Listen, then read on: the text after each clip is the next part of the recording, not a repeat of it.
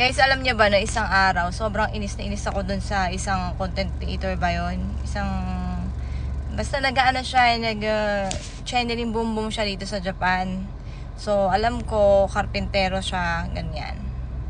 Tapos, ewan ko karpintero ha, construction worker, ganon. Basta ganon yung trabaho niya, nalaline dun. So, lahat siyang ginawa everyday kundi umiyak. As in everyday.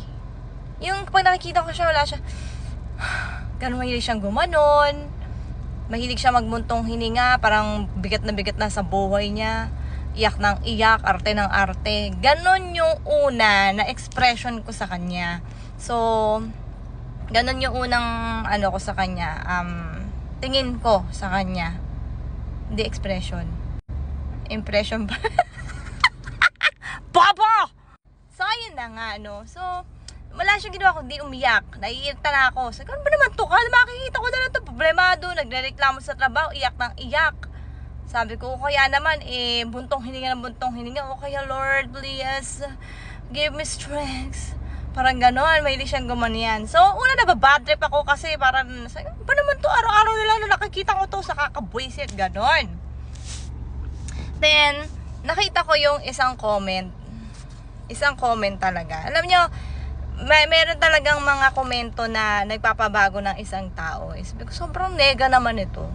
Nakakairita na talaga siya. As in, may irita ka sa kanya sa una. Tapos, ang dami ko nakikita hate comments sa kanya na patingin ka na, yung alam mo yung talagang lalaitin yung pagkatao mo talaga hanggang sagad hanggang buto. Although wala ako sinabi doon kahit naiinis ako, hindi ako nagkomento doon.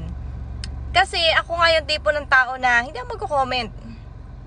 Unless flood control na ang pinag-uusapan dyan, yung project na yun na pinag-uusapan.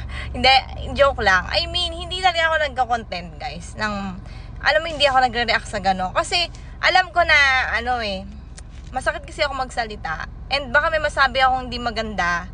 Baka mabash pa ako. O kaya naman, hindi sa bash sa alam mo yun, yung sa mas nakakaano yung makukonsyensya ako dahil baka mamaya may masabi akong hindi maganda o kaya yung mental health niya iniisip ko din.